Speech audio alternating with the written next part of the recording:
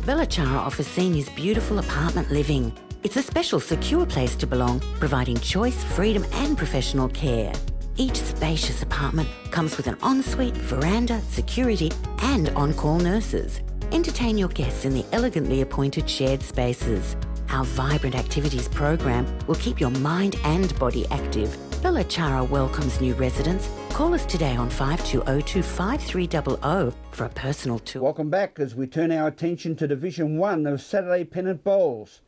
News Geelong spoke with Geelong RSL rink skipper Damien Cook as the team headed for a one-shot win over Torquay. The picturesque Torquay Bowls Club with Bass Strait in the background. We're speaking with a winning skipper from the Geelong RSL today as they do battle with Torquay. Damien Cook, congratulations on your rink's victory. With still a couple of rinks to finish, it's going to be a tight, very, very close finish. Thank you, Graham. Yes, it is extremely tight. We came here today hoping to get 2 rinks up and perhaps beat Torquay with 2 rinks up. But at the moment, look, we don't know. The whole idea is we're trying to avoid relegation, and very important game. And against them, of course, being third on the ladder, it's a hard ask. But we're in here and certainly in with a chance. And I'm just sort of looking around now, and I think it might be 2 down overall. On your own rink, after 25 ends, you took a 9-shot victory, 25-16.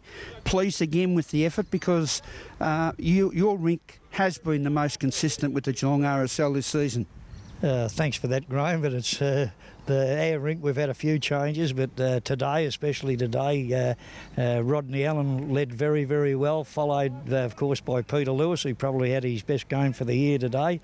And of course, the old mate Jimmy Hargraves, he's never far away from it, Jim, so I was a bit lucky to have them 3 playing well today. Cookie, it has been a challenge to the selectors throughout the season of Geelong RSL, with some significant changes being made on a weekly basis for the better.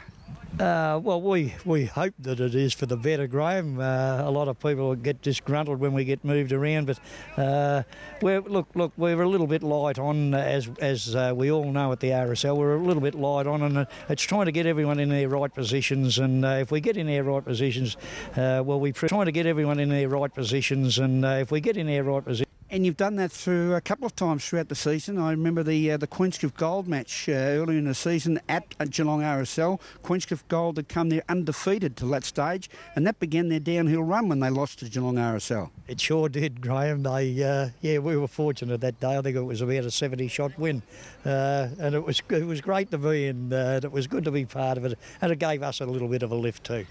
As we currently look at the top 4, Queenscliff Blue are out on top. Belmont, Torquay will probably hold on to third position, even if they get up or beaten today. And Port Arlington will hold on to 4th position. Who do you fancy in that top 4 at this particular stage, given the form that each side has shown throughout the year? Possibly the top side from Queenscliff. Look, they've only lost the 1 game, and that was ironically against their own club. You don't know anything about that, if that means anything, but however, they'll be very, very hard to beat. But don't go away from Torquay. Torquay, they're very, very solid, and if they get Daryl Kitchen back today, he couldn't turn up because his wife was ill, unfortunately. If they get him back, they'll be a force to be reckoned with. And we've seen Belmont the last couple of weeks in some very tight games, but they've been very impressive, particularly David Ross's rink, very well led by Johnny Ray, and that seems to be a critical position, the leader's place.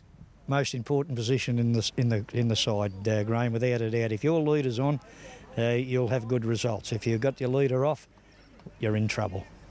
And as far as the Geelong RSL is concerned, are we starting to see some younger bowlers start to participate at RSL as we are with other sides? Well, we've tried it this year.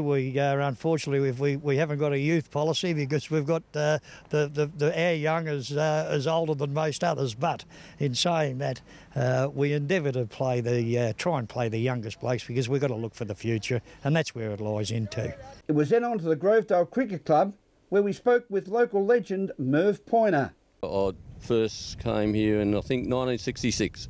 Club's been going since about 47, 48, so I'm not quite that old.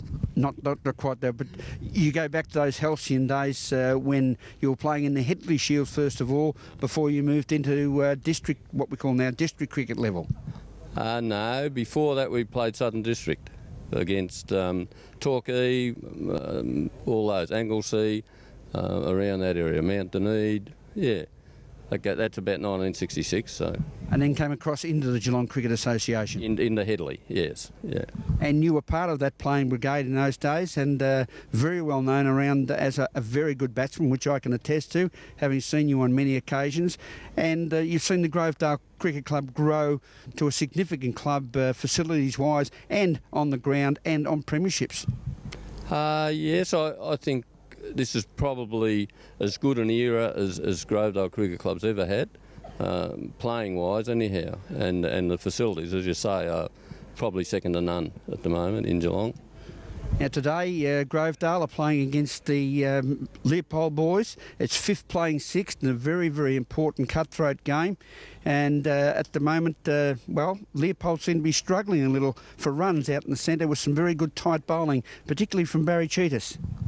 Actually, Barry, I believe, is bowling as good now as he's ever has, and I think he's probably the premier slow bowler in Geelong at the moment. But they're 5 down for 80 odd, but they've still got Rod Kittle in, who, as you well know, is a very good batsman. And the game itself, I think if Gravy lose this, they could just about miss out on the final 6. So it's a very, very interesting game, yeah. And of course, Alan Pung has brought up another magnificent wicket, and it's always a wicket that's fair to both sides. I disagree. I think it's a batsman's wicket, and usually if we bat first, you can guarantee the following week it's even better. Alan tends to err on the side of being a nice guy. You reckon we bat with Grovedale batting next week, you'll be able to get a better batting wicket than what Leopold have got this week?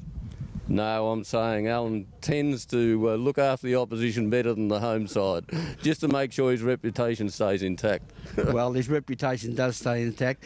And Merv, next weekend is a very important weekend. On tomorrow, actually, it'll be on the Saturday, the 16th of February. It'll be a big Grovedale past players reunion with Kevin Dorber, a stalwart of the Grovedale Cricket Club, putting together a great day.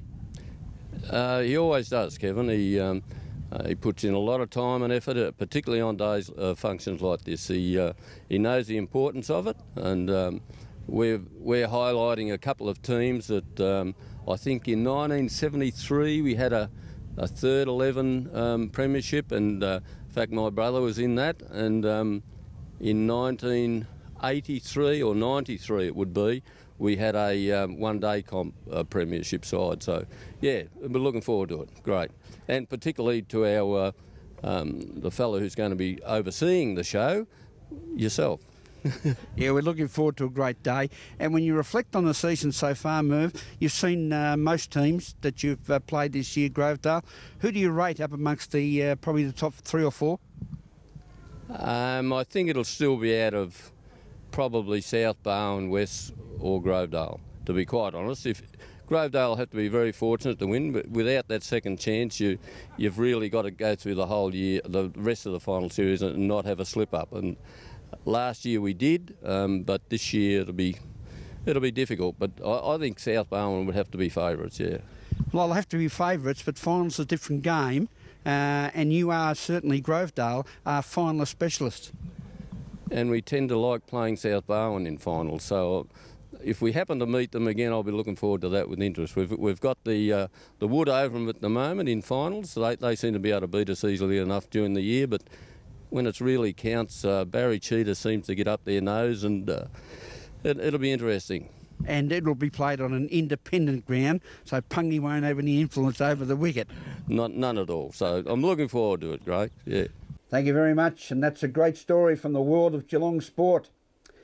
As we go to a break and come back with the weather, don't forget you can Twitter us at NewsGeelong31 and also on Facebook, www.facebook.com/NewsGeelong31. Give us plenty of feedback. We enjoy it. We'll be back with weather after this.